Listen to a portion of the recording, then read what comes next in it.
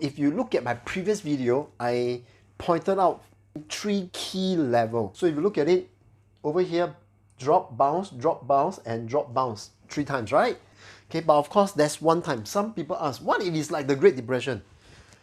If it is like the Great Depression, wow, you probably would have bought into the value, but the market continued to plunge and it will be a very, very difficult trade. From the last 10 years, what are my mistakes? And I hope that you can also take note of my mistakes. Hopefully my mistakes will be your gain. Hello, I'm Jason Strongahead. We are into week 8 of this stock market crash 2020. Now, based on what the price action is doing, the market has really rallied 20% and almost recovered 50% from its plunge 8 weeks ago. So did you miss the bull run already? Yeah? If you have missed the bull run, what can you do? This will be what I'm going to be sharing for this video today. So what am I doing? I'm not even a professional. Yeah. So why am I wearing jacket? Let me remove my jacket first.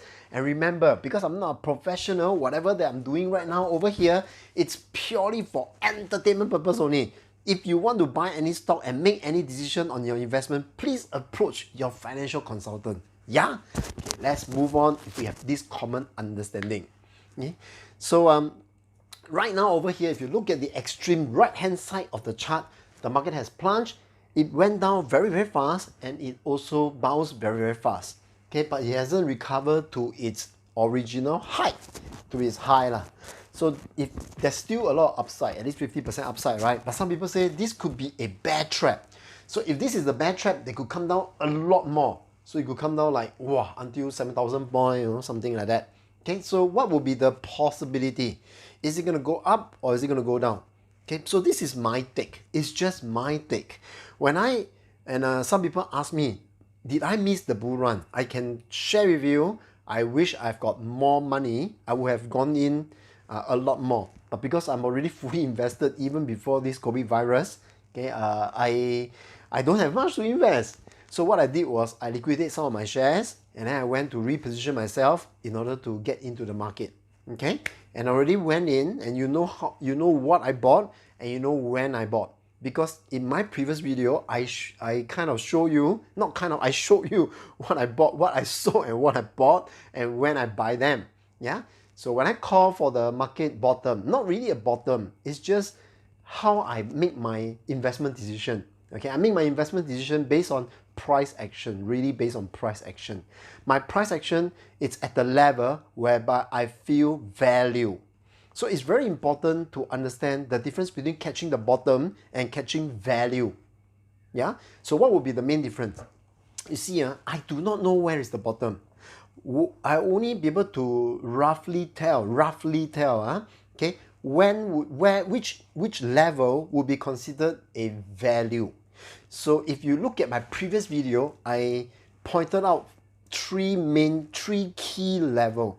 I call it the support level. The support level is where a lot of people find the price being cheap and a lot of people start buying. And at this 3 level, what happened to the stock? So if you look at it over here, drop, bounce, and drop, bounce 3 times, right? So some people say, how come I'm able to know right when the market will bounce? I don't know whether the market will really bounce. This is just based on probability. My probability is based on historical price action. So in the past, these are the level whereby price is likely to bounce. That means a lot of people will see that the price is considered cheap and a lot of people will rush in and buy. And therefore, this is where I would have bought as well. Now, because the market plunged really, really fast. So if you look at my previous video, I mentioned that because the market plunged really, really fast, that means, right, there could be room for the market to plunge a lot more. So I already bought when the market first, even before the market plunged, okay, I already bought. So when the market plunged, did I lose money? Of course I did. I lost money. I even cut loss. I lost significantly. Okay, so those are my swing trades. I lost money. Yeah, but my long term, am I still losing money? Yes, I'm losing money as well. I'm not selling all those long term because I have a different investment objective.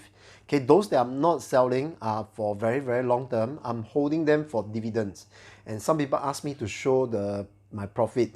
I did not tell you that I'm a very, very good investor or trader. I never say that I'm a very good. In fact, I'm one of the lousiest, okay, in the market. And I'm just sharing with you from the last 10 years, what are my mistakes and what were my mistakes and the mistakes that I've made. So if I were to take note of all these mistakes, and I hope that you can also take note of my mistakes. Hopefully my mistakes will be your gain, and because of the past mistakes that I've made, hopefully you'll be able to profit from it. Because the opposite of losing money will be winning money, right? So if you are able to find ways that will help you to mitigate and minimize the chances that you lose money, yeah, you probably will make more money as a result. So that's the reason why I am also documenting this entire process, my thinking, my analysis, to help me remember, right, whether what did I do and how did I manage to profit from this market, and if I do, what was my psychology and what were my analysis. Yeah, because every bear market, it's different. However, in the long run, every bear market so far has always been the same. What goes down will come back up. So over here, okay, why is it that I feel my entry price a few weeks ago was a good entry? Okay, it's because of this particular range over here. Now today, right, the video is very technical. Yeah, I'm showing you a lot of charts. It's nothing to do with fundamental. It's pure chart reading and understanding where to find value from the price chart. So over here, this is called RSI. Yeah, from the RSI, I'm looking at a monthly candle, right? Okay, a monthly chart. And can you see at this plunge, when RSI drops below 30% at about 30% over here, it kind of marks good value, not market bottom, okay? Good value. That means, right, it is if you buy your stocks at this level during this time, okay, there's a high chance that you are buying near the bottom or at the bottom or at least at very good value. Okay, so can you see when you hit this range, then the market goes up. So again, right, when you hit this range, I feel that this is considered good value. So therefore, I believe that the market might go up. If I'm wrong, then when it comes back down again, I'll buy some more. So that's all I do. Yeah, and I did not just look at like one historical happening. I look at the last 100 years, right?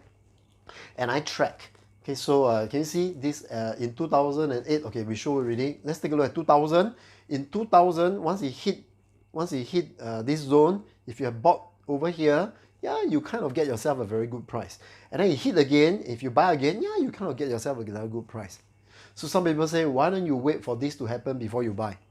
I wouldn't know whether this will happen or not. No. If I knew, of course I would just wait, right? I would just hold and I'll buy here, sell here, buy here again, sell here again, buy here again, sell here again. Correct or not? Nobody can do that. Whoever tell you they can do that, they are lying. Run away, okay? I'm very sure they are lying. Yeah? So only God can do that, but God don't trade. So, if you look at the previous history, it happened a couple of times. It happened a couple of times before. It's not just one time. Okay, but of course, that's one time. Some people ask, what if it's like the Great Depression? If it is like the Great Depression, wow, you probably would have bought into the value, but the market continued to plunge and it will be a very, very difficult trade. They're probably very, very difficult to invest. You would have hoped for some magical signal that allows you to buy over here. I can't find them. I don't know who has. Okay, and this is what I would have done if, let's say, I'm experiencing this drop. This is the worst drop in the history. Yeah, Great Depression, and this drop, it took about 3 years. Okay, about 3 years. So let's say I bought here, and then continue to drop again, and then I bought here, continue to drop again.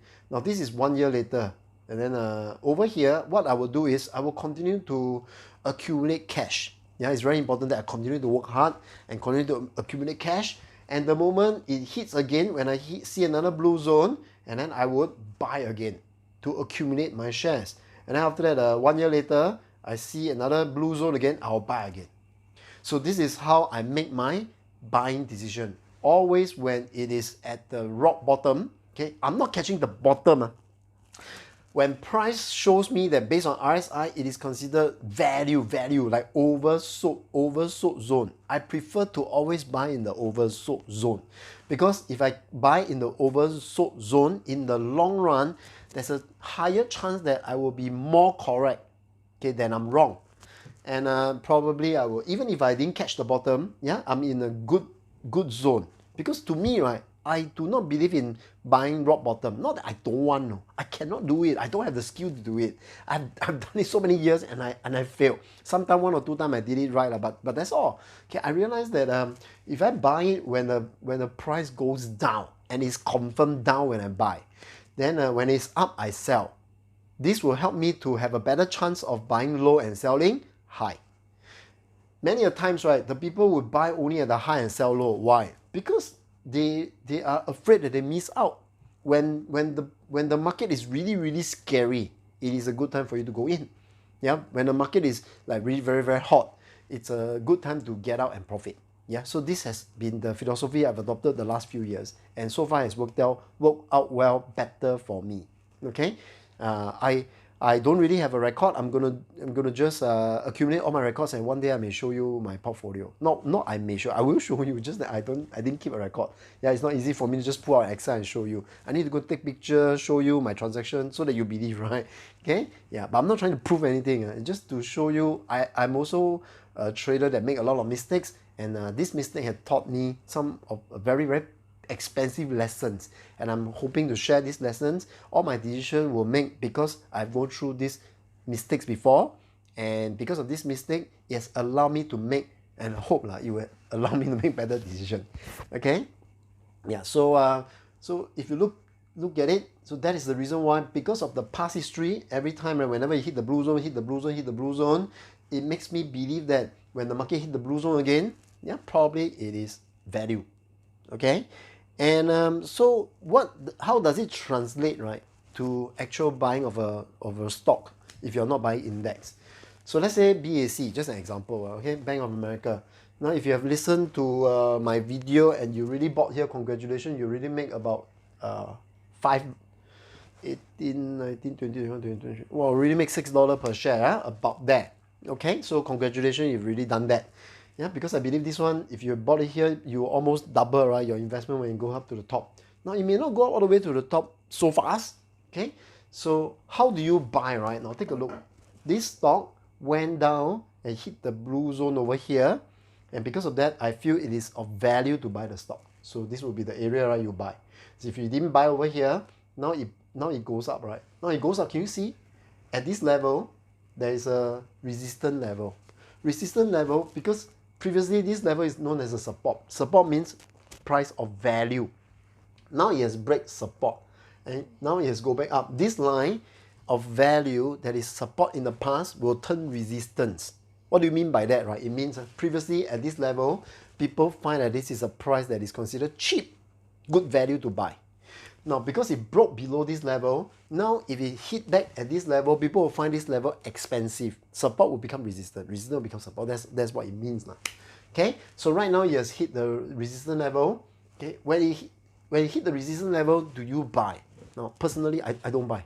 Yeah, I really don't touch. I do not buy stocks, right, at the resistance level. Some people will say, why don't you buy and bet the breakout? Yeah, you can. You can do anything you want. It's your own money. Just that I have a lot of bad experience before, okay? And therefore, I want to be a bit more careful. Yeah, there's a saying, right? When you're drinking coffee, so if you are burned by the hot coffee, next time, even when you are eating yogurt, you blow your yogurt. Okay? So that's why I never buy at the resistance, especially when it's just rally. A fast rally, what goes down fast will come up fast. What comes up fast may also go down fast, so you never know. Okay? And if you look at this RSI level, right? Can you see this line over here? At this line, it has hit, to me, it's also like a resistance. So when it hit the resistance, there's a high chance that it may go back down. So because of that, right, I will wait for a while. Yeah, I'll wait for a while before I take my entry again. So when do I buy? Yeah, so will it continue to go up further? Yeah, there's a high chance that it may go up all the way to $27 or $29. Yeah, before you hit the resistance. But this is first level resistance. And there's a lot of bad news lately over the weekend, but there's some good news as well, yeah, because of the oil agreement, right, on the oil production. So that may cause the market to rally, but there's a lot of news that maybe the US market will continue to stay locked down. So probably the market will pull back, use these excuses to pull back. So it doesn't matter whether it go continue to go up or it continue to go down. If you're not in yet, stay outside for a while. If you're already in, then you can profit take, or you can just continue to hold and take on the ride depending on your time frame. You want to invest in the long term or short term. So if I'm not in the market yet, if I'm not in the market yet, so I'll wait. Okay, I'll wait for the market to the price to pull back. So the first, if let's say it break out, pull back here, I'll buy. If let's say right, it pull back, I will buy at the first level around $22 range lah. Huh? Then once I buy already, what if it go down further? Then I'll buy. So I'll break my investment into three parts. I'll buy again at about $17, $18 range. Then what if it drop again? Then I buy again lah. I will buy at about $15, about that, or $13, about this range. Okay. Some people say if it drops some more, if it drops some more to $5, $7, then I'll buy some more. I'll be very happy.